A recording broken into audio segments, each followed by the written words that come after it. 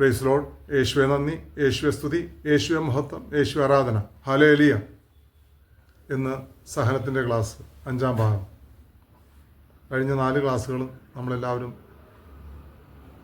ശ്രദ്ധാപൂർവം ശ്രവിച്ചിട്ടുണ്ടെന്ന് വിശ്വസിക്കുന്നു.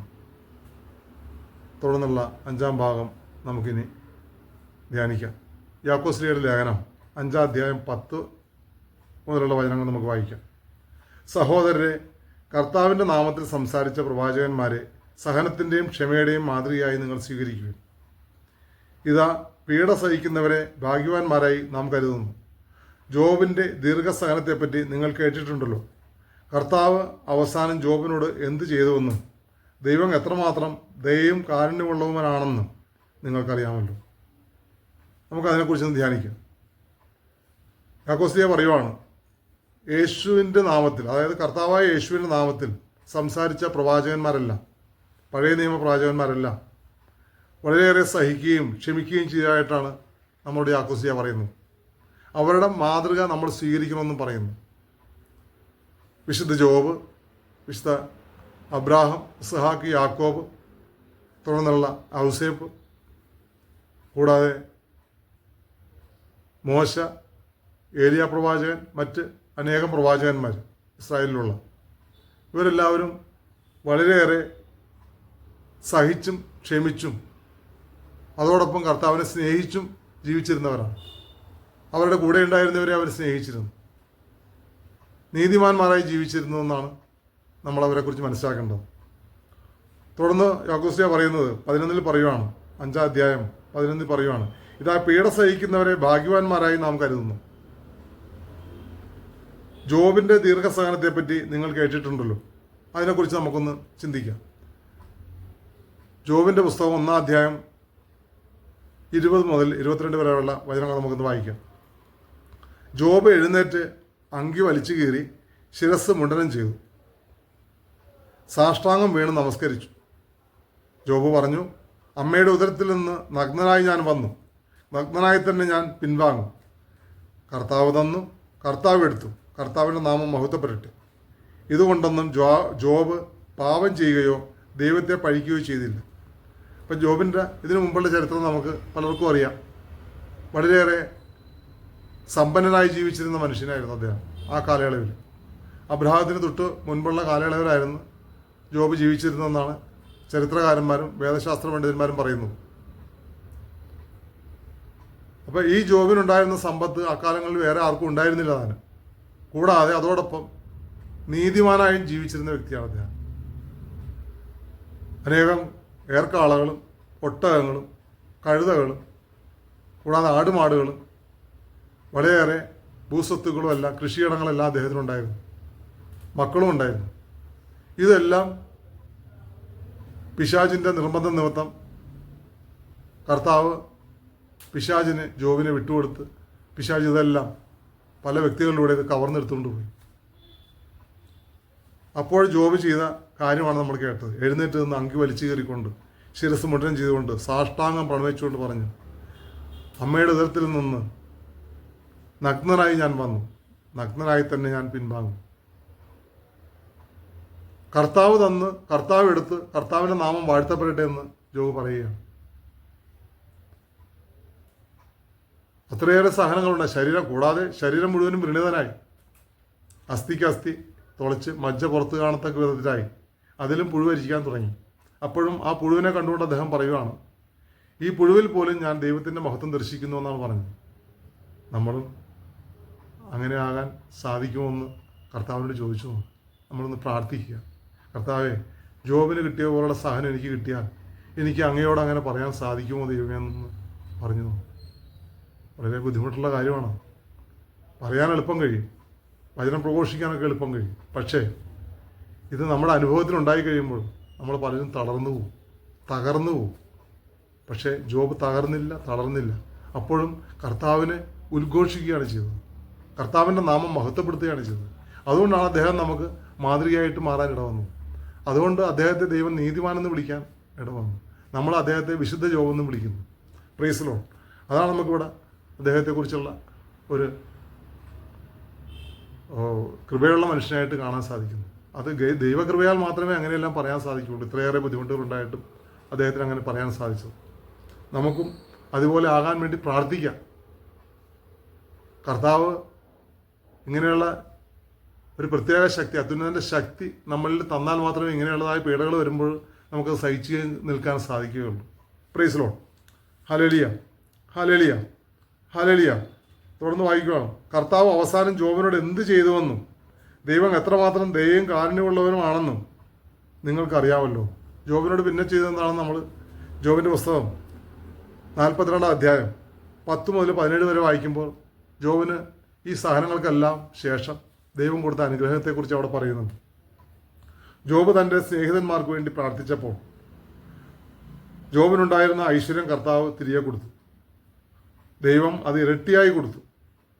ജോബിൻ്റെ സഹോദരന്മാരും സഹോദരിമാരും മുൻ പരിചയക്കാരും ജോബിൻ്റെ വീട്ടിൽ വന്ന് അവനോടൊത്ത് ഭക്ഷണം കഴിച്ചു. കർത്താവ് ജോബിൻ്റെ മേൽ വരുത്തിയ എല്ലാ അനർത്ഥങ്ങളെയും കുറിച്ച് അവർ സഹതപിക്കുകയും ജോബിനെ ആശ്വസിപ്പിക്കുകയും ചെയ്തു.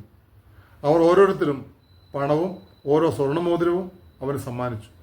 കർത്താവ് ജോബിൻ്റെ ശേഷിച്ച ജീവിതം മുൻപിലത്തതിനേക്കാൾ ധന്യമാക്കി. ജോബിന് 10,000 ആടുകളും 6,000 ഒട്ടകങ്ങളും 1,000 ഏർക്കാളുകളും 1,000 പെൺകഴുതകളും ഉണ്ടായി. അവന് 7 പുത്രന്മാരും 3 പുത്രിമാരും ഉണ്ടായി. മൂത്തവൾ ജെമിമ, രണ്ടാമത്തവൾ കെസിയ, മൂന്നാമത്തവൾ കേരൻ ഹാപ്പു. ജോബിൻ്റെ പുത്രിമാരെ പോലെ സുന്ദരിമാരായ സ്ത്രീകൾ ആ ദേശത്തെങ്ങും ഉണ്ടായിരുന്നില്ല. പിതാവ് അവർക്ക് സഹോദരന്മാരോടൊപ്പം അവകാശം കൊടുത്തു. അതിനുശേഷം ജോബ് 140 വർഷം ജീവിക്കുകയും മക്കളും മക്കളുടെ മക്കളുമായി 4 തലമുറ വരെ കാണുകയും ചെയ്തു. അങ്ങനെ ജോബ് പൂർണ്ണായുസ് പ്രാപിച്ച് വൃദ്ധനായി മരിച്ചു. എന്തെല്ലാം അനുഗ്രഹങ്ങളാണ് ദൈവം ആ ക്ലേശങ്ങളെല്ലാം സന്തോഷത്തോടെ സഹിച്ചപ്പോൾ, ദൈവത്തിന് നന്ദി പറഞ്ഞുകൊണ്ട് ദൈവത്തെ പ്രഘോഷിച്ചുകൊണ്ട് സഹിച്ചപ്പോൾ ദൈവം അനുഗ്രഹമാക്കി മാറ്റിയതെന്ന് നോക്കി. നമുക്കും അതിനുവേണ്ടി പ്രാർത്ഥിക്കാം. നമുക്കതിന് മാത്രം കപ്പാസിറ്റി ഉള്ളവരല്ല നമ്മളെല്ലാം ഒന്നും ദൈവത്തിനറിയാം. എങ്കിലും നമ്മുടെ വില്ലിങ്നെസ് ദൈവത്തിന് മുമ്പിൽ കാഴ്ചവെക്കുമ്പോൾ ദൈവം നമ്മളെ അനുഗ്രഹിക്കും, കൃപ തരും. Praise lord. തുടർന്ന് നമുക്ക് ഫിലിപ്പിയരുടെ ലേഖനം 3-ാം അധ്യായം 8 മുതൽ 11 വരെ വായിക്കാമോ? യേശുവെ നന്ദി, യേശുവെ സ്തുതി, യേശുവെ മഹത്വം, യേശു ആരാധന. Hallelujah, hallelujah, hallelujah. എൻ്റെ കർത്താവായ യേശു ക്രിസ്തുവിൻ്റെ പറ്റിയുള്ള ജ്ഞാനം കൂടുതൽ വിലയുള്ളതാകയാൽ സർവവും നഷ്ടമായി തന്നെ ഞാൻ പരിഗണിക്കുന്നു. യേശുവിനെ പ്രതി ഞാൻ സകലവും നഷ്ടപ്പെടുത്തുകയും ഉച്ഛിഷ്ടം പോലെ കരുതുകയുമാണ്. ഇത് ക്രിസ്തുവിനെ നേടുന്നതിനും ക്രിസ്തുവിനോട് കൂടെ ഒന്നായി കാണപ്പെടുന്നതിനും വേണ്ടിയത്രേ. എനിക്ക് നിയമത്തിൽ നിന്ന് ലഭിക്കുന്ന നീതിയല്ല ഉള്ളത്, പിന്നെയോ ക്രിസ്തുവിലുള്ള വിശ്വാസം വഴി ലഭിക്കുന്ന നീതിയാണ്. അതായത് വിശ്വാസത്തെ ആസ്പദമാക്കി ദൈവത്തിൽ നിന്നുള്ള നീതി. അത് യേശുവിനെയും അവൻ്റെ പുനരുദ്ധാനത്തിൻ്റെ ശക്തിയെയും ഞാൻ അറിയുന്നതിനും യേശുവിൻ്റെ സഹനത്തിൽ പങ്കുചേരുന്നതിനും യേശുവിൻ്റെ മരണത്തോട് താതാത്മ്യപ്പെടുന്നതിനും വേണ്ടിയാണ്. അങ്ങനെ മരിച്ചവരിൽ നിന്നുള്ള ഉയർപ്പ് പ്രാപിക്കാമെന്ന് ഞാൻ പ്രതീക്ഷിക്കുന്നു.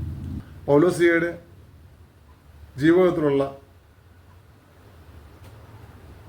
നഷ്ടത്തെക്കുറിച്ചാണ് പൗലോസിയ പറഞ്ഞത്. പക്ഷേ ഈ നഷ്ടമെല്ലാം ക്രിസ്തുവിനെ പ്രതി അദ്ദേഹം ഉപേക്ഷിച്ചു എന്നാണ് പറയുന്നത്. ഉച്ഛിഷ്ടം പോലെ കരുതി എന്നാണ് പറയുന്നത്.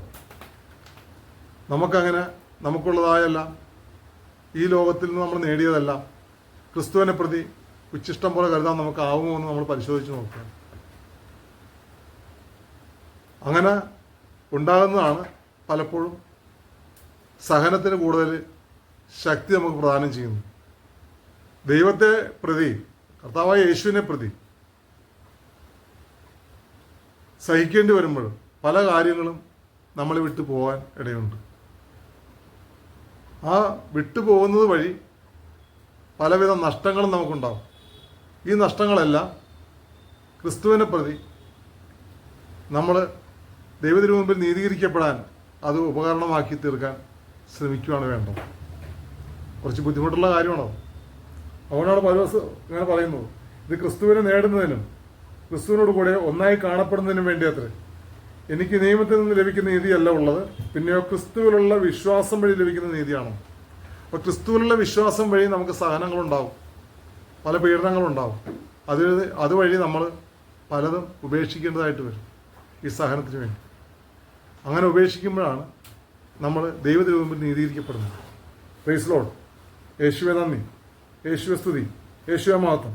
അപ്പോൾ അതുവഴി നമുക്ക് കിട്ടുന്ന ഗുണങ്ങൾ യേശുവിൻ്റെ മരണത്തോട് താതാത്മ്യപ്പെടുന്നതിനും അങ്ങനെ മരിച്ചവരിൽ നിന്നുള്ള ഉയർപ്പ് പ്രാപിക്കാമെന്ന് പൗലോസിയ പ്രതീക്ഷിക്കുന്നു. അപ്പോൾ ഞങ്ങൾ ഈ സഹനം ക്രിസ്തുവിനോടൊപ്പം ആ സഹനങ്ങളെല്ലാം നമ്മൾ കാഴ്ചവെച്ചാൽ, ക്രിസ്തുവിൻ്റെ മരണത്തോട് നമ്മൾ താതാത്മ്യപ്പെടുമ്പോൾ നമ്മുടെ പാപത്തിലാണ് നമ്മൾ മരിക്കുന്നത്. പാപം എന്നേക്കുമായി നമ്മളിൽ നിന്ന് വിട്ടുമാറും. പാപത്തിൽ മരിക്കും നമ്മൾ. പാപം നമ്മളിൽ പിന്നെ ഉണ്ടാവില്ല. ക്രിസ്തുവിനോട് ഐക്യപ്പെടുന്നത് വഴി, ക്രിസ്തുവിൻ്റെ മരണത്തോട് താതാത്മ്യപ്പെടുക വഴി, അതുവഴി ഉണ്ടാകുന്ന പിന്നത്തെ ആഫ്റ്റർ എഫക്റ്റാണ് യേശുവിനോട് കൂടി നമുക്ക് ഉയർപ്പിക്കപ്പെടാൻ ഉള്ളതായ അനുഗ്രഹം ദൈവം തരും. ക്രിസ്തുവിനോട് നമ്മളാരും ഉയർത്തിട്ടില്ല. കാരണം എന്താണ്? ക്രിസ്തുവിനുള്ളതായ സഹനങ്ങളും പീഡകളും നമ്മൾ സഹിക്കാൻ തയ്യാറല്ലാത്തതുകൊണ്ട്. സഹനങ്ങളും പീഡകളും വരുമ്പോഴും നമ്മൾ അതിൽ നിന്ന് ഒഴിഞ്ഞു മാറാൻ ശ്രമിക്കും. ഒഴിഞ്ഞു മാറുക വഴി നമുക്കൊരിക്കലും ക്രിസ്തുവിൻ്റെ സഹനത്തിൽ പങ്കുചേരാൻ പറ്റില്ല. പലതിനും വില കൊടുക്കേണ്ടതായിട്ട് വരും. നമ്മൾ വലിയ വിലയുള്ളതായി വെച്ചിരിക്കുന്നതെല്ലാം നമ്മൾ ഉപേക്ഷിക്കേണ്ടതായിട്ട് വരും. Praise lord. യേശുവെ നന്ദി, യേശുവെ സ്തുതി, യേശുവെ മഹത്വം, യേശു ആരാധന. തുടർന്ന് വിശുദ്ധ പൗലോസ്ലീഹയ്ക്കുണ്ടായ പീഡനത്തെക്കുറിച്ച് നമുക്ക് കൊരിന്ത്യർക്കെഴുതിയ ലേഖനം 2-ാം ലേഖനം 11-ാം അധ്യായം 23-29 വരെയുള്ള വചനങ്ങൾ വായിക്കുമ്പോൾ നമുക്ക് മനസ്സിലാക്കാൻ സാധിക്കും.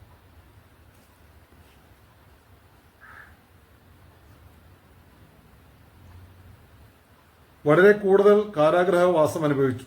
എണ്ണമറ്റ വിധം പ്രഹരമേറ്റു. പലതവണ മരണവക്രത്തിലകപ്പെട്ടു. 5 പ്രാവശ്യം യഹൂദരുടെ കൈകളിൽ നിന്ന് ഒന്ന് കുറയെ 40 അടി വീതം ഞാൻ കൊണ്ടു.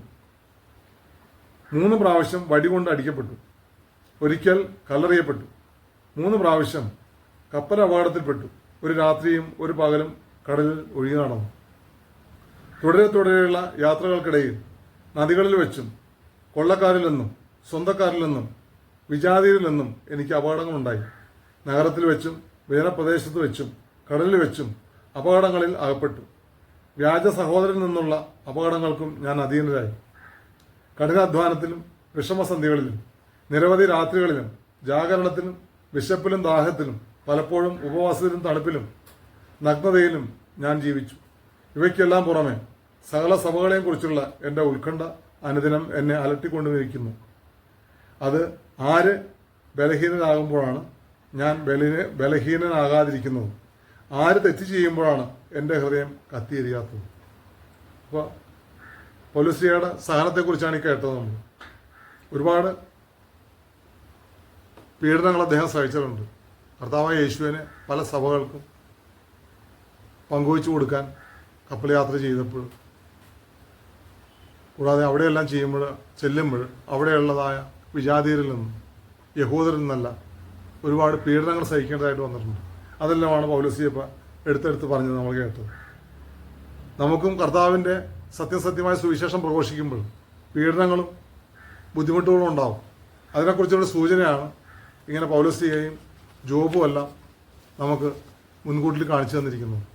കർത്താവിന് വേണ്ടി കർത്താവിൻ്റെ മുമ്പിൽ നീതീകരിക്കപ്പെടുകയും അവിടുത്തെ മരണത്തോടും അവിടുത്തെ ഉയർപ്പിനോടും നമ്മൾ താതാത്മ്യപ്പെടുമ്പോൾ നമുക്ക് സഹനങ്ങളേറെ ഉണ്ടാവും, പരീക്ഷകളുണ്ടാവും, പ്രലോഭനങ്ങളുണ്ടാവും. ഇതെല്ലാം സന്തോഷപൂർവ്വം സഹിച്ച് അനുദിന ജീവിതമാകുന്ന കുരിശെടുത്ത് കർത്താവിനെ അനുഗമിക്കുമ്പോഴാണ് യഥാർത്ഥ ക്രിസ്ത്യാനിയായിട്ട് നമ്മൾ മാറുന്നത് എന്നാണ് ഇതിൽ നിന്ന് നമുക്ക് മനസ്സിലാക്കാൻ സാധിക്കുന്നത്. ഇനി പത്രോസ്ലീഹയുടെ ലേഖനം 1-ാം ലേഖനം 5-ാം അധ്യായം 8, 9, 10 വചനങ്ങൾ നമുക്കൊന്ന് ധ്യാനിക്കാം. നിങ്ങളുടെ ശത്രുവായ പിശാച് അലറുന്ന സിംഹത്തെ പോലെ ആരെ വിഴുങ്ങണമെന്ന് അന്വേഷിച്ച് കൊണ്ട് ചുറ്റി നടക്കുന്നു.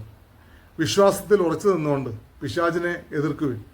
ലോകമെങ്ങുമുള്ള നിങ്ങളുടെ സഹോദരനിൽ നിന്ന് ഇതേ സഹനം തന്നെ ആവശ്യപ്പെട്ടിരിക്കുന്നെന്ന് അറിയുകയും ചെയ്യുവിൻ. തൻ്റെ നിത്യമഹത്വത്തിലേക്ക് ക്രിസ്തുവിൽ നിങ്ങളെ വിളിച്ചിരിക്കുന്ന അനുഗ്രഹദാതാവായ ദൈവം നിങ്ങളെ അല്പകാലത്തെ സഹനത്തിന് ശേഷം പൂർണ്ണരാക്കുകയും സ്ഥിരീകരിക്കുകയും ശക്തരാക്കുകയും ചെയ്യും. നമുക്ക് അതിനെക്കുറിച്ചൊന്ന് ധ്യാനിക്കാം. നിങ്ങളുടെ ശത്രുവായ പിശാച് അലറുന്ന സിംഹത്തെ പോലെ എന്നാ പറയുന്നത്.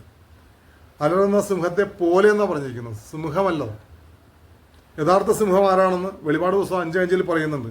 ഇതാ യൂദാവംശത്തിൽ നിന്നുള്ള സിംഹവും ദാവീദിന്റെ വേരുമായവൻ വിജയിച്ചിരിക്കുന്നു. അതായത് ക്രിസ്തുവാണ് യഥാർത്ഥ സിംഹം. അതിനെക്കുറിച്ചാണ് നമ്മൾ മനസ്സിലാക്കേണ്ടത്. പക്ഷേ പിശാച് സിംഹത്തെ പോലെ അലറി വിളിച്ചുകൊണ്ട് നടക്കുന്നു. എന്നിട്ട് എന്താ അവൻ ചെയ്യണത്? ആരെ വിഴുങ്ങണമെന്ന് അന്വേഷിച്ച് ചുറ്റി നടക്കുകയാണ്. ഈ കാലയളവിൽ നമുക്ക് കാണാൻ സാധിച്ചു.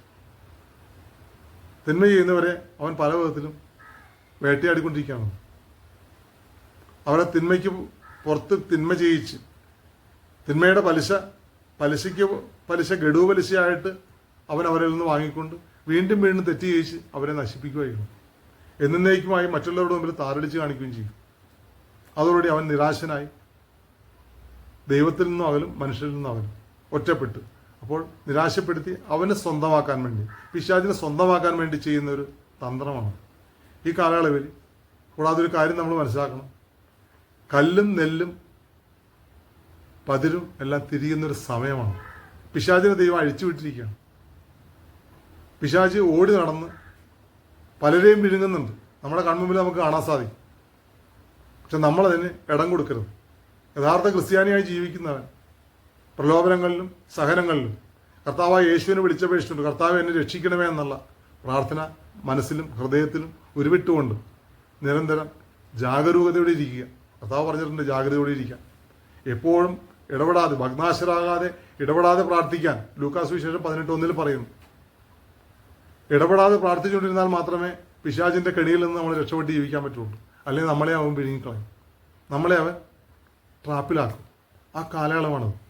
അത് മനസ്സിലായിക്കൊണ്ട് നമ്മൾ മുന്നോട്ട് പോകുക. കാരണം അവസാന കാലങ്ങളിൽ ഞെരുക്കങ്ങൾ ഉണ്ടാവുമെന്ന് പൗലോസിനെ പഠിപ്പിക്കുന്നുണ്ട്. 2 തിമോത്തി 3:1 പറയുന്നുണ്ട്, അവസാന കാലങ്ങളിൽ ക്ലേശപൂർണമായ സമയങ്ങൾ വരും. അത് ക്ലേശപൂർണമായൊരു സമയമാണ്. വിശ്വാസി എന്നാകട്ടെ അവിശ്വാസി എന്നാകട്ടെ ആർക്കും ആയിക്കോട്ടെ, ഇത് ക്ലേശപൂർണമായ സമയമാണ്. നമ്മളത് കണ്ണുടച്ച് ഇരുട്ടാക്കാൻ ശ്രമിക്കരുത്. ഇത് പറയുന്നത് വെറുതെ അല്ല. ഇപ്പോൾ നമുക്ക് അനുഭവത്തിൽ ഒരുപാട് കാര്യങ്ങൾ വെളിപ്പെട്ടുകൊണ്ടാണ് ഇരിക്കുന്നത്. അപ്പോൾ അതിനെല്ലാം നേരിടാൻ പറ്റിയവണ്ണം കർത്താവായ യേശു പ്രത്യക്ഷനാകുമ്പോൾ കർത്താവിൻ്റെ മുമ്പിൽ തലയുയർത്തി നിൽക്കത്തക്ക വിധം നമ്മൾ ശക്തി പ്രാപിച്ച് അത്യുന്നതൻ്റെ ശക്തി സ്വീകരിച്ചുകൊണ്ട് പരിശുദ്ധാത്മാവിൽ നിറഞ്ഞു നിന്നുകൊണ്ട് ഈ പറഞ്ഞ പ്രലോഭനങ്ങളെയും പ്രകോപനങ്ങളെയും പരീക്ഷകളെല്ലാം അതിജീവിച്ച് കർത്താവിൻ്റെ മുമ്പിൽ അവിടുത്തെ മണവാട്ടിയായി നിൽക്കാൻ പറ്റുവണ്ണം ഒരുങ്ങി നിൽക്കുക. Praise lord. യേശുവെ നന്ദി. തുടർന്ന് പത്രോസിയ പറയുവാണ്, വിശ്വാസത്തിൽ ഉറച്ചു നിന്നുകൊണ്ട് പിശാചിനെ എതിർക്കുവിൻ. വിശ്വാസമാകുന്ന പരിച പിടിച്ചുകൊണ്ട് പറയുന്നുണ്ട്. എഫേസ്യർ ലേഖനം 6-ാം അധ്യായത്തിൽ പറയുന്നുണ്ട്. 10 മുതൽ വായിക്കുമ്പോൾ അതിനകത്ത് പറയുന്നുണ്ട് വിശ്വാസമാകുന്ന പരിച. ഈ പരിച നമ്മുടെ കയ്യിൽ എപ്പോഴും ഉണ്ടാകും. യേശുവിൽ അടിയുറച്ച വിശ്വാസം ആവശ്യമാണ് ഈ കാലയളവിൽ ജീവിക്കാൻ. ആ പരിച ഉപയോഗിച്ചേ നമുക്ക് ജീവിക്കാൻ പറ്റുള്ളൂ. കൂടാതെ വചനമാകുന്ന വാൾ, ആത്മാവിൻ്റെ വാൾ, ഇത് നമ്മുടെ കയ്യിൽ എപ്പോഴും ഉണ്ടാകും. പിശാചിനെ തുരത്താൻ വചനമാകുന്ന വാൾ ഉപയോഗിച്ച് മാത്രമേ നമുക്ക് സാധിക്കുകയുള്ളൂ. വചനത്തിൽ അടിയുറച്ച് ജീവിക്കുക, വചനം അഭ്യസിക്കുക, വചനം പഠിക്കുക, ദിവസവും വചനസ്നാനം നടത്തുക, ആത്മാവിൻ്റെ സത്യത്തിലുള്ള ആരാധനയിൽ ദിവസവും പറ്റുമെന്നുണ്ടെങ്കിൽ പങ്കെടുക്കുക, വിശുദ്ധ കുർബാനയിൽ പങ്കെടുക്കുക. ഇതെല്ലാം നമുക്ക് ആത്മീയ ഉത്കർഷത്തിന് കാരണമായിട്ട് തീരും. കൂടാതെ ശാരീരിക സൗഖ്യത്തിനും നമുക്ക് ഇടവരും. Price lord. യേശുവെ നന്ദി. തുടർന്ന് പറയുവാണ്, ലോകമെങ്ങുമുള്ള നിങ്ങളുടെ സഹോദരരിൽ നിന്ന് ഇതേ സഹനം തന്നെ ആവശ്യപ്പെട്ടിരിക്കുന്നെന്ന് അറിയുകയും ചെയ്യുകയും. ലോകത്തിൽ എല്ലായിടത്തുമുള്ള സഹോദരങ്ങളിൽ നിന്ന് ഇതേപോലുള്ള സഹനങ്ങൾ ആവശ്യപ്പെട്ടിരിക്കുകയാണ്. ക്രിസ്തീയ വിശ്വാസം സ്വീകരിച്ചിട്ടുള്ള എല്ലാ സഹോദരങ്ങളും ഈ സഹനങ്ങൾ ഏറ്റുവാങ്ങിക്കൊണ്ട് തന്നെ അടങ്ങണം. അവരിൽ പലരും വീണു പോകുന്നുണ്ട് ഈ കാലയളവിൽ. ക്രിസ്തുവിൻ്റെ സഹോദരങ്ങളായിട്ടുള്ള അനേകം പേര് വീണുകൊണ്ടായിരിക്കുന്നത്. പലരെയും പിശാച് ആഞ്ഞടിക്കും, പലരെയും പ്രലോഭിപ്പിക്കും, പലരെയും പ്രലോഭനങ്ങളിലും പരീക്ഷകളിലും ഉൾപ്പെടുത്തും. അതെല്ലാം വേണ്ടവിധം കൈകാര്യം ചെയ്യണമെന്നുണ്ടെങ്കിൽ വിശ്വാസം എന്ന പരിചയിൽ മുറുകെ പിടിച്ചുകൊണ്ട് കർത്താവിൻ്റെ അഗ്നിക്ക് തുല്യമായ വചനമാകുന്ന വാള് കയ്യിൽ ഉന്നിപ്പിടിച്ചുകൊണ്ട് പിശാചിനെ വെട്ടി ഓടിക്കാനുള്ള ശക്തി നമ്മൾ അഭ്യസിക്കണം. Price lord. തുടർന്ന് പറയുവാണ്, തൻ്റെ നിത്യമഹത്വത്തിലേക്ക് ക്രിസ്തുവിൽ നിങ്ങൾ വിളിച്ചിരിക്കുന്ന അനുഗ്രഹദാതാവായ ദൈവം നിങ്ങളെ അല്പകാലത്തെ സഹനത്തിന് ശേഷം പൂർണ്ണരാക്കുകയും സ്ഥിരീകരിക്കുകയും ശക്തരാക്കുകയും ചെയ്യും. ഇതൊരു ഗ്യാരണ്ടിയുടെ ഒരു വർത്തമാനമാണ്. നമ്മുടെ ആദ്യത്തെ മാർപ്പാപ്പയായ പത്രോസിയ പറഞ്ഞു തരുവാണ്. നമ്മൾ തൻ്റെ നിത്യമഹത്വത്തിലേക്ക്, അതായത് നിത്യരക്ഷയിലേക്ക് ക്രിസ്തുവിൽ നമ്മെ വിളിച്ചിരിക്കുന്ന ദൈവം, അനുഗ്രഹദാതാവായ ദൈവം നിങ്ങളെ അല്പകാലത്തെ സഹനത്തിന് ശേഷം, ദൈവത്തിൻ്റെ നോട്ടത്തിൽ അല്പകാലത്തെ സഹനമാണ്, ഒരു കടന്നുപോക്കിൻ്റെ കാലമാണ്. ഈ സഹനത്തിന് ശേഷം നമ്മെ പൂർണ്ണരാക്കും. സഹനത്തിൽ നമ്മൾ പിടിച്ചു നിന്നാൽ മാത്രമേ നമുക്ക് പൂർണ്ണത പ്രാപിക്കാൻ സാധിക്കുകയുള്ളൂ. തുടർന്ന് പറയുക എന്താണ്? സ്ഥിരീകരിക്കും. യേശുക്രിസ്തുവിലുള്ള സ്ഥിരീകരണം നമുക്ക് തരും, സ്ഥൈര്യത നമുക്ക് തരും. നമ്മൾ മുദ്രയിടപ്പെട്ട വ്യക്തിയായിട്ട് മാറും. കർത്താവായ യേശുവിൻ്റെ പരിശുദ്ധാത്മാവ് വഴി മുദ്രയിടപ്പെട്ടൊരു വ്യക്തിയായിട്ട് രൂപാന്തരപ്പെടും നമ്മൾ. അതുവഴി എന്തുണ്ടാവും? ശക്തരാക്കുകയും ചെയ്യും. ശക്തരാകുന്നത് എങ്ങനെയാണ്? കർത്താവായ യേശു പറയുന്നുണ്ട്, ലൂക്കാസ് സുവിശേഷം 24:49, ഉന്നതങ്ങളിൽ നിന്ന് ശക്തി ധരിക്കുന്നതുവരെ നിങ്ങൾ നഗരം വിട്ട് പുറത്തു പോകരുത്. അപ്പോൾ ഈ ശക്തി, ഉന്നതത്തിൽ നിന്നുള്ള ശക്തി നമ്മളെല്ലാവരും സ്വീകരിക്കണം. അതിനുവേണ്ടി നമ്മൾ സഹനങ്ങളുണ്ടാകുമ്പോഴും പീഡകളുണ്ടാകുമ്പോഴും പരീക്ഷകളുണ്ടാകുമ്പോഴും കൂടാതെ പ്രലോഭനങ്ങളുണ്ടാകുമ്പോഴെല്ലാം ഈ പറഞ്ഞ പോലെ യേശു ക്രിസ്തു അടിയുറച്ച് നിന്നുകൊണ്ട് സ്ഥിരമായി നിന്നുകൊണ്ട് ഇതിനെല്ലാം നേരിട്ട് ഇതിനെല്ലാം അതിജീവിച്ച് കഴിയുമ്പോഴാണ് അത്യുന്നതൻ്റെ ശക്തിയാകുന്ന ദൈവത്തിൻ്റെ ശക്തി നമ്മളിൽ ആവസിക്കുകയും അതുവഴി പരിശുദ്ധ അമ്മ കൈവരിച്ചതുപോലെ യേശുവിനെ ഈ ലോകത്തിന് കൊടുക്കാൻ പറ്റിയ വിധത്തിലുള്ള ഒരു ശക്തി നമ്മളെല്ലാവരും പ്രാപിക്കും.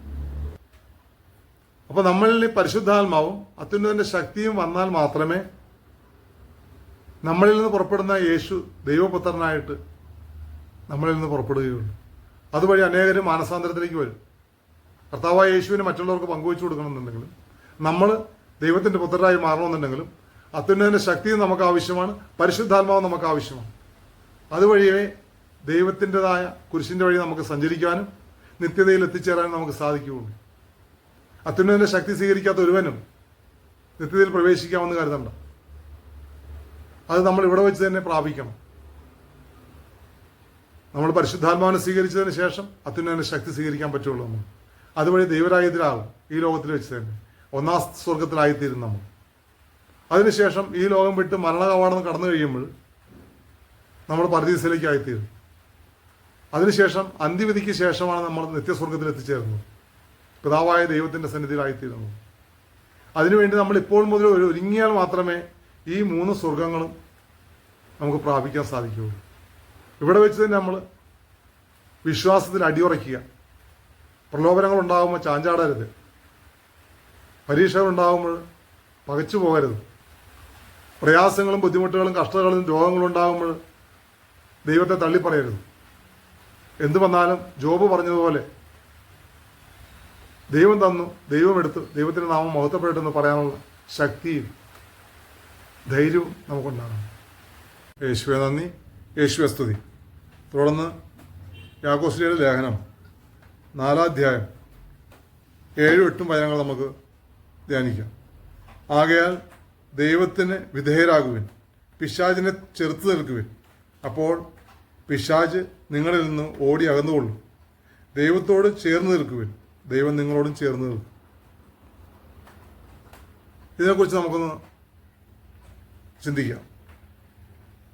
ആകയാൽ ദൈവത്തിന് വിധേയരാകുവിൻ. ദൈവത്തിന് വിധേയരാകുക എന്ന് പറയുമ്പോൾ വിധേയപ്പെടുക എന്ന് വെച്ചിട്ടുണ്ടെങ്കിൽ ഒബീഡിയൻ മൈൻഡ്, അനുസരണയുള്ളവരായി തീരുക എന്നാണ് അതിൻ്റെ അർത്ഥം. കർത്താവായ യേശു യോഹന്നാന്റെ സുവിശേഷം 14-ാം അധ്യായം 15 പറയുന്നു, നിങ്ങൾ എന്നെ സ്നേഹിക്കുന്നുവെങ്കിൽ എൻ്റെ കൽപ്പന പാലിക്കുന്നു. നമ്മൾ കർത്താവായ യേശുവിനെ സ്നേഹിക്കുന്നുണ്ടെന്നൊക്കെ പറയാറുണ്ട്. പക്ഷേ അവിടെ നിന്ന് പറഞ്ഞിട്ടുള്ള വചനങ്ങളും കൽപ്പനകളും നമ്മൾ അനുസരിക്കുമോ? അനുസരിക്കാറില്ല. പിന്നെ ആ പറയുന്നത് പാഴ്വാക്കല്ലേ, സ്നേഹിക്കുന്നുണ്ടെന്ന് പറയുന്നു. നമ്മളെ പലപ്പോഴും ചിന്തിക്കേണ്ട ഒരു കാര്യമാണ്. പലരും വലിയ വായിലൊക്കെ പറയും, ഞാൻ കർത്താവിനെ സ്നേഹിക്കുന്നു, യേശുവിനെ ഞാൻ സ്നേഹിക്കുന്നു, എനിക്ക് പ്രിയപ്പെട്ടവനാണ് യേശു എന്നൊക്കെ എല്ലാവരും വലിയ വായിൽ പറയും. എല്ലാവരും പറയും. ചെറിയവരെന്നോ വലിയവരെന്നോ വ്യത്യാസം കൂടാതെ ശ്രേഷ്ഠന്മാർ വരെ പറയാറുണ്ട്. പക്ഷേ കർത്താവ് വിലപിക്കുവാണ്. എന്തു പറഞ്ഞ്? നിങ്ങൾ എന്നെ സ്നേഹിക്കുന്നുവെങ്കിൽ എൻ്റെ കൽപ്പന പാലിക്കും. കർത്താവായ യേശുവിൻ്റെ കൽപ്പനകളും വചനങ്ങളും പാലിക്കുന്നവരാണ് കർത്താവായ യേശുവിനെ സ്നേഹിക്കുന്നവർ. അല്ലാത്തവർ ആത്മവഞ്ചന ചെയ്യുകയാണ് ചെയ്യണം. കർത്താവിനെ സ്നേഹിക്കുന്നുണ്ടെന്ന് പറയൽ മാത്രമേ ഉള്ളൂ. പക്ഷേ കർത്താവിൻ്റെ വചനങ്ങളും കൽപ്പനകളും വരുമ്പോൾ നമ്മളതിൽ നിന്ന് പിന്തിരിഞ്ഞു കളയും. അപ്പം സ്നേഹമുണ്ട. അതിലുപരി നമ്മൾ നോക്കേണ്ടത് വിശ്വാസവും ഇല്ല. വിശ്വസിക്കുന്ന വ്യക്തി പറയുന്നതെല്ലാം അനുസരിക്കണം. നമ്മൾ ആരോട് വിശ്വാസം അർപ്പിച്ചിരിക്കുന്നു ആ വ്യക്തി പറയുന്ന വചനങ്ങളും കൽപ്പനകളും എല്ലാം അനുസരിക്കാൻ ബാധ്യസ്ഥനാണ്. അല്ലെങ്കിൽ വിശ്വാസം ഉണ്ടെന്ന് സ്നേഹം ഉണ്ടെന്നൊക്കെ പറയുന്നത് കപടതയാണ്. അതുകൊണ്ടാണ് യാക്കോസി അങ്ങനെ പറഞ്ഞത്, ആകയാൽ ദൈവത്തിന് വിധേയരാകുവിൻ. അപ്പോൾ മാത്രമേ നമുക്ക് എന്ത് ചെയ്യാൻ പറ്റുള്ളൂ? പിശാചിനെ ചെറുത്ത് നിൽക്കാൻ സാധിക്കുകയുള്ളൂ. അപ്പോൾ ദൈവവചനം നമ്മളിൽ പ്രോസസ്സ് ചെയ്യാൻ തുടങ്ങും, പ്രവർത്തിക്കാൻ തുടങ്ങും. അപ്പോൾ പിശാച് നിങ്ങളിൽ നിന്ന് ഓടി അകന്നുകൊള്ളും. നമ്മളിൽ ഹൃദയം നിറച്ച് വചനമുണ്ടെങ്കിൽ നമ്മളിൽ ആരൊക്കെ ഉണ്ടാവും? പരിശുദ്ധാത്മാവും ഉണ്ടാവും, നിത്യജീവനാകുന്ന യേശുക്രിസ്തുവും ഉണ്ടാവും. വചനം നമ്മുടെ ഹൃദയത്തിൽ നിറച്ചു വെച്ചാൽ, അതായത് പരിശുദ്ധാത്മാവും ഉണ്ടാവും, അത്യുന്നതൻ്റെ ശക്തിയാകുന്ന നിത്യജീവനും ഉണ്ടാവും നമ്മളിൽ. ഇത് രണ്ടും ഉള്ളിടത്ത് ഒരിക്കലും പിശാചിന് വരാൻ സാധിക്കില്ല. ആ വ്യക്തിയോട് ഒരിക്കലും പിശാചിനെ ആക്രമിക്കാൻ, പിശാചിന് അവൻ്റെ അടുത്തേക്ക് വരാൻ പോലും സാധിക്കില്ല. അത്യുന്നതിൻ്റെ ശക്തി ധരിച്ച ഒരു വ്യക്തിയോട് പിശാചിന് ഭയമാണ്. പ്രൈസ് ലോർഡ്, ഹല്ലേലൂയ. തുടർന്ന് നമുക്ക് വായിക്കാം. ദൈവത്തോട് ചേർന്ന് നിൽക്കുക, ദൈവം നിങ്ങളോടും ചേർന്ന് നിൽക്കും. ദൈവത്തോട് ചേർന്ന് നിൽക്കുന്നത് എങ്ങനെ? അവിടുത്തെ വചനങ്ങളും കൽപ്പനകളും അനുസരിച്ചുകൊണ്ട്, വചനത്തിലും കൽപ്പനയിലും പറഞ്ഞിട്ടുള്ള ഓരോ പ്രവൃത്തികളും ചെയ്തുകൊണ്ട് ജീവിക്കുമ്പോഴാണ് ദൈവത്തോട് ചേർന്ന് നിൽക്കുന്നത്. ഇത് നമ്മളിലുണ്ടോ എന്ന് പരിശോധിക്കുക. കൽപ്പനയ്ക്കും വചനത്തിനും വിരുദ്ധമായിട്ട് ഒന്നും നമ്മൾ ചെയ്യരുത്. Praise lord, hallelujah, hallelujah, hallelujah. പ്രഭാഷകന്റെ പുസ്തകം 2:4 ഇങ്ങനെ പറയുന്നു. നമ്മളത് ശ്രദ്ധിച്ച് മനസ്സിലാക്കേണ്ടതാണ്. വരുന്ന ദുരിതങ്ങളെല്ലാം സ്വീകരിക്കുക, ഞെരുക്കുന്ന ദൗർഭാഗ്യങ്ങളിൽ ശാന്തത വെടിയരുത്. എന്തെന്നാൽ സ്വർണം അഗ്നിയിൽ ശുദ്ധി ചെയ്യപ്പെടുന്നു, സഹനത്തിന്റെ ചൂളയിൽ കർത്താവിന് സ്വീകാര്യരായ മനുഷ്യരും. ഇങ്ങനൊരു ക്ലോസ് ഉണ്ട് പ്രഭാഷകന്റെ പുസ്തകത്തിൽ. നമ്മൾ ആരെങ്കിലും ശ്രദ്ധിക്കാറുണ്ട്. എന്തൊക്കെയാണ് പറഞ്ഞത്? വരുന്ന ദുരിതങ്ങളെല്ലാം സ്വീകരിക്കണം. സ്വീകരിക്കാൻ നമ്മളെ കൊണ്ട് പറ്റുമോ? സ്വീകരിക്കില്ല. അതിനെല്ലാം നമ്മൾ ഒബ്ജക്റ്റ് ചെയ്യും, എതിർക്കും നമ്മൾ. യേശുവെ നന്ദി, യേശുവെ സ്തുതി. തുടർന്ന് പറയുവാണ്, ഞെരുക്കുന്ന ദൗർഭാഗ്യങ്ങളിൽ ശാന്തത കൈവെടിയരുത്. ഞെരുക്കമുണ്ടാകുന്ന ദൗർഭാഗ്യങ്ങളുണ്ടാവും. അപ്പോൾ നമ്മൾ ശാന്തത കൈവിട്ട് പെരുമാറരുത്. പലരും ശാന്തത കൈവിട്ട് കളയും. തുടർന്ന് പറയുവാണ്, എന്തെന്നാൽ സ്വർണം അഗ്നിയിൽ ശുദ്ധി ചെയ്യപ്പെടുന്നു, സഹനത്തിന്റെ ചൂളയിൽ കർത്താവിന് സ്വീകാര്യരായ മനുഷ്യരും. അപ്പോൾ കർത്താവിന് സ്വീകാര്യരായി തീരണമെന്നുണ്ടെങ്കിൽ സഹനം പരിപൂർണമായി ഏറ്റെടുക്കാനുള്ള ഒരു മനോഭാവം നമ്മളിലുണ്ടാകണം. സന്തോഷത്തോടെ ഏറ്റെടുക്കാനുള്ള മനോഭാവം ഉണ്ടാകണം. അതാണ് ഇവിടെ പ്രഭാഷകനിലൂടെ കർത്താവ് അരുളി ചെയ്യുന്നത്. തുടർന്ന് തീത്തോസിൻ്റെ പുസ്തകം 2-ാം അധ്യായം 2-ാം വചനം എന്താണ് പറയുന്നത് നമുക്ക് നോക്കാം. പ്രായം ചെന്ന പുരുഷന്മാർ മിതത്വം പാലിക്കുന്നവരും ഗൗരവ ബുദ്ധികളും വിവേകികളും വിശ്വാസത്തിലും സ്നേഹത്തിലും സഹനത്തിലും ദൃഢതയുള്ളവരും ആയിരിക്കാൻ നീ ഉപദേശിക്കുക. ഒന്നുകൂടെ ശ്രദ്ധിക്കുക ആ വചനഭാഗങ്ങൾ. പ്രായം ചെന്ന പുരുഷന്മാർ മിതത്വം പാലിക്കുന്നവരും. പ്രായം ചെന്ന സഹോദരങ്ങൾ എന്ന് പറയുമ്പോൾ ഏതാണ്ട് ഒരു 55-60 വയസ്സ് കഴിഞ്ഞ ആൾക്കാരെ കുറിച്ചാണ് ഈ പറയുന്നത്. 50 വയസ്സ് കഴിഞ്ഞവർ മിതത്വം പാലിക്കണം. എന്തിലൊക്കെയാണ് മിതത്വം വേണ്ടത്? ഭക്ഷണത്തിൽ, വസ്ത്രത്തിൽ, ആടയാഭരണങ്ങളിൽ, ആഡംബരത്തിൽ,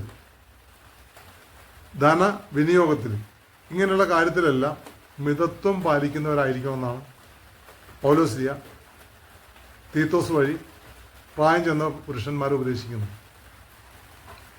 തുടർന്ന് പറയുന്നത് ഗൗരവ ബുദ്ധികളായിരിക്കണം.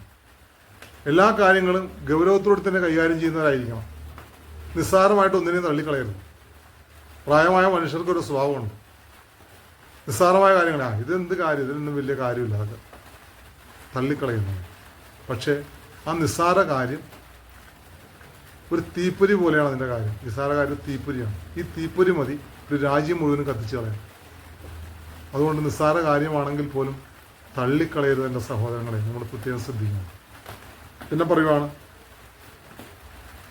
വിവേകികളായിരിക്കണം. വിവേകം എന്ന് പറഞ്ഞാൽ എന്താ? ആലോചന ശക്തിയുള്ളത്. ആലോചന കൂടിയേ നമ്മൾ എന്തും ചെയ്യാൻ പാടുള്ളൂ. എന്ത് കാര്യം ചെയ്യുമ്പോഴും ആലോചന ഉണ്ടാകും.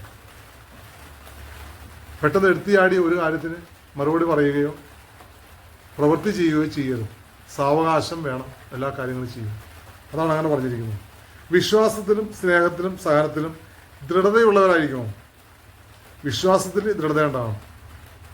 വിശ്വാസം ആടി ഉലയുന്നതായിരിക്കരുത്. തുടർന്ന് പറയുവാണ്, സ്നേഹവും ചാഞ്ചാട്ടമുള്ളവരായിരിക്കരുത്. മക്കളെ സ്നേഹിക്കുന്ന കാര്യത്തിലും, ഭാര്യയെ സ്നേഹിക്കുന്ന കാര്യത്തിലും, മാതാപിതാക്കന്മാരുണ്ടെങ്കിൽ അവരെ സ്നേഹിക്കുന്ന കാര്യത്തിലും, അയൽവാസികളെ സ്നേഹിക്കുന്ന കാര്യത്തിലും എന്തു വേണം? ദൃഢതയുണ്ടാകണം. ദൃഢനിശ്ചയങ്ങളുണ്ടാകണം. ആ കാര്യങ്ങളിൽ അങ്ങോട്ടും ഇങ്ങോട്ടും പക്ഷപ്രതി കാണിച്ചുകൊണ്ടായിരിക്കരുത് ചെയ്യുന്നതെന്നാണ് പറയുന്നത്. അടുത്തതെന്താണ്? സഹനത്തിൻ്റെ കാര്യത്തിലും അങ്ങനെ തന്നെ ആയിരിക്കും. സഹിക്കുന്ന കാര്യത്തിലും ദൃഢതയുള്ളവരായിരിക്കും. സഹനം കൂടുതലായിട്ട് വന്നു കഴിയുമ്പോൾ ഇട്ടിട്ട് പോയി കളയരുത്. ദൈവം നമുക്ക് സഹനങ്ങൾ അനുവദിക്കുന്നത് നമ്മളെ ശുദ്ധി ചെയ്യാൻ വേണ്ടി. നമ്മൾ നേരത്തെ കേട്ട് പ്രഭാഷകൻ 2-ാം അധ്യായം 4 മുതൽ 5 വരെ വായിച്ചപ്പോൾ പറഞ്ഞു, 5-ാം വചനത്തിൽ പറയുന്നുണ്ട്, സ്വർണം ഉലയിൽ ശുദ്ധി ചെയ്യുന്നത് പോലെ കർത്താവിന് സ്വീകാര്യരായ മനുഷ്യരെ കർത്താവ് ശുദ്ധി ചെയ്തെടുക്കുന്നു. അപ്പോൾ ഈ സഹനം നമ്മളെ ശുദ്ധി ചെയ്ത് കർത്താവിനെ ഒന്നിപ്പിക്കാൻ വേണ്ടിയിട്ടുള്ളതാണ്. അപ്പോൾ അതിന് നമ്മൾ നിസ്സാരവൽക്കരിക്കരുത്. അടുത്തത് നമുക്ക് വായിക്കാനുള്ളത് 2 ദിനവൃത്താന്തം 33 അധ്യായം 9 മുതൽ 13 വരെയുള്ള വായനകൾ. നമുക്ക് അതിനെക്കുറിച്ച് ധ്യാനിക്കാം. യേശുവെ നന്ദി, യേശുവെ സ്തുതി, യേശുവെ മഹത്വം, യേശു ആരാധന. ഇസ്രായേൽ ജനത്തിൻ്റെ മുൻപിൽ കർത്താവ് നശിപ്പിച്ച ജനതകൾ ചെയ്തതിനേക്കാൾ വലിയ തിന്മ ചെയ്യാൻ യൂദായെയും ജെറുസലേം നിവാസികളെയും മനാസെ പ്രേരിപ്പിച്ചു.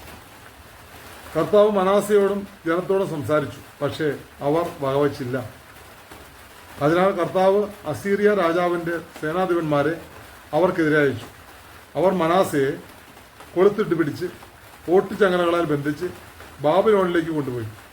കഷ്ടതയിലായപ്പോൾ അവൻ തൻ്റെ ദൈവമായ കർത്താവിനോട് കരുണയ്ക്ക് വേണ്ടി യാചിക്കുകയും തൻ്റെ പിതാക്കന്മാരുടെ മുൻപിൽ തന്നെ അത്യധികം എളിമപ്പെടുത്തുകയും ചെയ്തു. അവൻ ദൈവത്തോട് പ്രാർത്ഥിച്ചു. അവിടുന്ന് പ്രാർത്ഥന കേട്ട് മനാസയെ അവൻ്റെ രാജ്യത്തേക്ക് ജെറുസലേമിലേക്ക് തിരികെ കൊണ്ടുവന്നു. കർത്താവാണ് ദൈവമെന്ന് അപ്പോൾ മനാസെ മനസ്സിലാക്കി. ഇപ്പം എന്താ സംഭവിച്ചത്? കർത്താവ് മനാസയോടും ജനത്തോടും സംസാരിച്ചു, പക്ഷേ അവരത് വകവച്ചില്ല. അതായത് ഇസ്രായേൽ ജനത്തോട് കർത്താവ് സംസാരിച്ച്, മനാസയോട് സംസാരിച്ചു, പക്ഷേ കർത്താവ് പറഞ്ഞവർ നിസ്സാരവൽക്കരിച്ചു. നമ്മൾ നേരത്തെ കേട്ട് ഒന്നിനെയും നിസ്സാരമായിട്ട് കരുതരുന്നു, ഗൗരവ ബുദ്ധിയോട് വേണം എല്ലാം കാണണമെന്ന്. പക്ഷെ അത് നിസ്സാരവൽക്കരിച്ചതുകൊണ്ട് എന്ത് സംഭവിച്ചു? കർത്താവ് അസീറിയ രാജാവിൻ്റെ സേനാധിപനെ ഇവർക്കെതിരെ നിയമിച്ചു. അവരെന്ത് ചെയ്ത്? മനാസയെ കൊളുത്തിട്ട് പിടിച്ച് ഓട്ടുചങ്ങലകളാൽ ബന്ധിച്ച് ബാബിലോണിലേക്ക് കൊണ്ടുപോയി. അവിടെ ചെന്ന് കഷ്ടതയിൽ അകപ്പെടേണ്ട വന്നതാണ്, പീഡനങ്ങൾ അനുഭവിക്കേണ്ട വന്നു. അപ്പോഴാണ് അയാൾക്ക് ദൈവത്തോട് പ്രാർത്ഥിക്കണമെന്നുള്ള തോന്നലുണ്ടായത്. കഷ്ടതകൾ വന്നപ്പോൾ കർത്താവിനോട് പ്രാർത്ഥിച്ച് അവിടെ വെച്ച് കർത്താവാണ് ദൈവം എന്നുള്ള ബോധ്യം അയാൾക്കുണ്ടായി. അപ്പോഴാണ് ആ ബോധ്യം ഉണ്ടായത്. തുടർന്ന് അതിനുശേഷം അതിൽ നിന്ന് അയാൾ വിമുക്തനായി. അപ്പം നമുക്ക് ഇതുപോലുള്ളതായ സംഭവങ്ങളുണ്ടാവും. മറ്റുള്ളവരെ പല വിധത്തിൽ നമ്മൾ തെറ്റിദ്ധരിപ്പിക്കാറുണ്ട്. ദൈവത്തോടുള്ള സ്നേഹത്തിൻ്റെ കാര്യത്തിൽ, ദൈവത്തോടുള്ള അനുസരണയുടെ കാര്യത്തിൽ തെറ്റിദ്ധരിപ്പിക്കും. ദൈവം എല്ലാവരെയും സ്നേഹിക്കണമെന്ന്, ദൈവം എല്ലാവരോടും കരുണ കാണിക്കുന്നു എന്നൊക്കെ പറഞ്ഞ് പലരെയും നമ്മളിങ്ങനെ പറഞ്ഞ് വശത്താക്കാറുണ്ട്. നമ്മുടേതായ കാര്യങ്ങൾ കാണാൻ വേണ്ടിയിട്ട്. നമുക്ക് അവരെ പ്രീണിപ്പിച്ചിട്ട് പല കാര്യങ്ങൾ നേടാനുണ്ടാവും. അതുകൊണ്ട് അങ്ങനെ പറഞ്ഞു കൊടുക്കുന്നുണ്ട്. കർത്താവ് എല്ലാവരെയും സ്നേഹിക്കണില്ല. 97 സങ്കീർത്തനം 10-ാം വചനത്തിൽ ഇങ്ങനെ പറയുന്നത്, തിന്മയെ ദ്വേഷിക്കുന്നവനെ കർത്താവ് സ്നേഹിക്കുന്നു. അപ്പം പിന്നെ എല്ലാവരും സ്നേഹിക്കുന്നുണ്ടോ? അപ്പം നമ്മൾ തെറ്റായ രീതിയിലൊന്നും പഠിച്ചു വയ്ക്കരുത്, പകർന്നും കൊടുക്കരുത് ആർക്കും. തിന്മയെ ദ്വേഷിക്കുക. തിന്മ ചെയ്യാതിരിക്കാൻ എല്ലാവർക്കും പറ്റും, പക്ഷേ തിന്മയെ ദ്വേഷിക്കില്ല പലരും. ഇത് ഹൃദയത്തിൽ കൊണ്ടു നടക്കും, തരം കിട്ടുമ്പോഴൊക്കെ ചെയ്യും. അതുകൊണ്ടാണ് കർത്താവ് സങ്കീർത്തനങ്ങളോട് എങ്ങനെ പറഞ്ഞത്? തിന്മയെ ദ്വേഷിക്കുക, എന്ന് വെച്ചാൽ വെറുക്കുന്നവരെ കർത്താവ് സ്നേഹിക്കുന്നു. അതാണ് ദൈവഭക്തി. സുഭാഷിതം 8:13 പറയുന്നുണ്ട്, തിന്മയെ ദ്വേഷിക്കുന്നവരെ കർത്താവ് സ്നേഹിക്കുന്നു എന്ന് പറഞ്ഞതുപോലെ തിന്മയെ വെറുക്കുന്നതാണ് ദൈവഭക്തി എന്ന്. നമ്മളത് മനസ്സിലാക്കി തിന്മയെ ദ്വേഷിക്കുന്ന വ്യക്തികളായിട്ട് തീരണം. തിന്മ ചെയ്യാതിരിക്കാൻ പലർക്കും സാധിക്കും, പക്ഷെ തിന്മയെ ദ്വേഷിക്കുക, വെറുക്കാൻ പലർക്കും സാധിക്കില്ല. അതിങ്ങനെ മനസ്സിൽ വെച്ച് താലോലിച്ചുകൊണ്ട് നടക്കും പലരും. മറ്റുള്ളവരെ ഉപദ്രവിക്കുന്നതായിട്ടും, മറ്റുള്ളവർക്കെതിരെ പടവരുന്നതായിട്ടും, മറ്റുള്ളവരുടെ വസ്തുക്കൾ മോഷ്ടിക്കുന്നതായിട്ടൊക്കെ, മറ്റുള്ളവരുമായിട്ട് മ്ലേച്ഛ കാര്യങ്ങളിൽ സംസാരിക്കുന്നതായിട്ടൊക്കെ നമ്മൾ മനക്കോട്ട കെട്ടിക്കൊണ്ട് നടക്കാറുണ്ട്. പലതും അങ്ങനെ നേടുന്നതായിട്ട് നമ്മൾ മനക്കോട്ട കിട്ടും. ഇത് പാപമാണ് മക്കളെ, അങ്ങനെ ചെയ്യാൻ പാടില്ല. ഒരു ക്രിസ്തു വിശ്വാസിക്ക് അങ്ങനെയുള്ള ചിന്തകൾ പാടില്ല. നമ്മുടെ ചിന്തകൾ എപ്പോഴും വിവേകം ഉള്ള വിധത്തിലായിരിക്കണം, ആലോചന ഉള്ള വിധത്തിലായിരിക്കണം, കറയില്ലാത്തതായിരിക്കണം. ചിന്ത കൊണ്ട് ചെയ്യുന്ന പാപമാണോ? ചിന്ത കൊണ്ടോ സംസാരം കൊണ്ടോ പ്രവൃത്തി കൊണ്ടോ ഉപേക്ഷ കൊണ്ടോ സർവശക്തനായ ദൈവത്തിനെതിരായി ഒരു പാപം ചെയ്യാതെ ജീവിക്കാൻ നമ്മൾ ഇന്നും മുതൽ അഭ്യസിക്കാൻ നോക്കും. അപ്പോൾ എന്തും സഹിക്കാനും, ദൈവത്തെ സ്നേഹിക്കാനും, എന്തും ക്ഷമിക്കാനും നമുക്ക് ദൈവം ശക്തി തരും, അത്യുന്നതിൻ്റെ ശക്തി തരും. ദൈവമേ സ്തോത്രം. 1 പത്രോസ് 4-ാം അധ്യായം 15 മുതൽ 19 വചനങ്ങൾ നമുക്കൊന്ന് വായിക്കാം. നിങ്ങളിൽ ആരും തന്നെ കൊലപാതകിയോ മോഷ്ടാവോ ദുഷ്കർമ്മിയോ പരദ്രോഹിയോ ആയി പീഡ സഹിക്കാൻ ഇടയാകരുത്. ക്രിസ്ത്യാനി എന്ന നിലയിലാണ് ഒരുവൻ പീഡ സഹിക്കുന്നതെങ്കിൽ അതിൽ അവൻ ലജ്ജിക്കാതിരിക്കട്ടെ. പിന്നെയോ ക്രിസ്ത്യാനി എന്ന നാമത്തിൽ അഭിമാനിച്ചുകൊണ്ട് അവൻ ദൈവത്തെ മഹത്വപ്പെടുത്തട്ടെ. എന്തെന്നാൽ വിധിയുടെ സമയം സമാഗതമായിരിക്കുന്നു. ദൈവത്തിൻ്റെ ഭവനത്തിലായിരിക്കും അത് ആരംഭിക്കുക. അത് നമ്മിലാണ് ആരംഭിക്കുന്നതെങ്കിൽ ദൈവത്തിൻ്റെ സുവിശേഷം അനുസരിക്കാത്തവരുടെ അവസാനം എന്തായിരിക്കും? നീതിമാൻ കഷ്ടിച്ച് മാത്രം രക്ഷപ്പെടുന്നുവെങ്കിൽ ദുഷ്ടന്റെയും പാപിയുടെയും സ്ഥിതി എന്തായിരിക്കും? ആകയാൽ ദൈവഹിതമനുസരിച്ച് സഹിക്കുന്നവർ നന്മ ചെയ്തുകൊണ്ട് വിശ്വസ്തനായ സൃഷ്ടാവിന് തങ്ങളുടെ ആത്മാക്കളെ ഭരമേൽപ്പിക്കുക. Price lord. യേശുവെ നന്ദി, യേശുവെ സ്തുതി, യേശുവെ മഹത്വം, യേശു ആരാധന. തുടർന്ന് നമുക്ക് തിമോത്തിക്ക് എഴുതിയ ലേഖനം, 2-ാം ലേഖനം 3 അധ്യായം 12 മുതൽ 14 വരെയുള്ള വചനങ്ങളൊന്ന് വായിച്ച് നമുക്ക് അവസാനിപ്പിക്കും. യേശു ക്രിസ്തുവിനോട് ഐക്യപ്പെട്ട് വിശുദ്ധ ജീവിതം നയിക്കാൻ ആഗ്രഹിക്കുന്നവരെല്ലാം പീഡിപ്പിക്കപ്പെടും. അതേസമയം ദുഷ്ടനും കപടനാട്യക്കാരും വഞ്ചിക്കപ്പെട്ടും അടിക്കടി അധിപ്പതിക്കും. എന്നാൽ നീ പഠിച്ചിട്ടുള്ളതും ഉറപ്പായി വിശ്വസിച്ചിട്ടുള്ളതുമായ കാര്യങ്ങൾ ആരിൽ നിന്നാണ് പഠിച്ചതെന്നോർത്ത് അവയിൽ സ്ഥിരമായി നിൽക്കുക. ഇങ്ങനെയായിരിക്കണം ക്രിസ്തു വിശ്വാസിയുടെ ജീവിതം. എങ്ങനെയാണ്? യേശു ക്രിസ്തുവിനോട് ഐക്യപ്പെട്ട് വിശുദ്ധ ജീവിതം നയിക്കാൻ ആഗ്രഹിക്കുന്നവരെല്ലാവരും പീഡിപ്പിക്കപ്പെടും. പീഡനങ്ങളുണ്ടാവും നമുക്ക്. അപ്പോൾ നമ്മൾ ഭഗ്നാശരാകരുത്, ഭയചകിതരാകരുത്. കർത്താവിന് വിളിച്ചപേക്ഷിച്ചുകൊണ്ട് അതിൽ നിന്നെല്ലാം നമ്മളെ രക്ഷിക്കാൻ കഴിവുള്ളവനോട് പ്രാർത്ഥിച്ചുകൊണ്ട് അനുദിന ജീവിതത്തിൽ കർത്താവിന് കൊടുക്കേണ്ട 1-ാം സ്ഥാനം കൊടുത്തുകൊണ്ട് നമ്മുടെ സഹോദരങ്ങളെയും നമ്മുടെ ജീവിത പങ്കാളിയെയും കുഞ്ഞുമക്കളെയും എല്ലാം സ്നേഹിച്ചുകൊണ്ട് ക്രിസ്തുവിനെ പ്രതി എല്ലാം സഹിക്കുകയും ക്ഷമിക്കുകയും ദൈവത്തെ സ്നേഹിക്കുകയും ചെയ്തുകൊണ്ട് മുന്നോട്ട് പോകാൻ വേണ്ടി പ്രാർത്ഥിച്ചുകൊണ്ട് നമുക്ക് ഈ സഹനത്തിൻ്റെ ക്ലാസ് അവസാനിപ്പിക്കാം. നമുക്ക് പ്രാർത്ഥിക്കാം. കർത്താവായ യേശുവെ കേട്ട വചനപ്രകാരം ഞങ്ങളുടെ ജീവിതത്തെ നല്ല വഴിക്ക് നയിക്കാൻ, സഹനത്തിനനുസൃതമായി ജീവിക്കുവാനും അതനുസരിച്ച് ജീവിതം മുന്നോട്ട് കൊണ്ടുപോകാനും സഹനത്തിൻ്റെ വഴിയിൽ സഞ്ചരിക്കുമ്പോൾ ഉണ്ടാകുന്ന പ്രലോഭനങ്ങളെയും പരീക്ഷകളെയും നല്ല ബുദ്ധിയോടും വിവേകത്തോടും അതിജീവിക്കാനുള്ള ശക്തി ഞങ്ങൾക്ക് പ്രദാനം ചെയ്യുവാനും ദൈവമായ കർത്താവോട് ഞങ്ങളോട് കാരണയായിരിക്കണമേ. നിത്യം പിതാവും പുത്രനും പരിശുദ്ധാത്മാവിൻ ദൈവമേ, ഞങ്ങളങ്ങെ വിളിച്ചപേക്ഷിക്കുന്നു. ദൈവമേ സ്തോത്രം, യേശുവേ സ്തോത്രം, പരിശുദ്ധാത്മാവേ സ്തോത്രം. ഹല്ലേലൂയ, ഹല്ലേലൂയ, ഹല്ലേലൂയ. Praise Lord.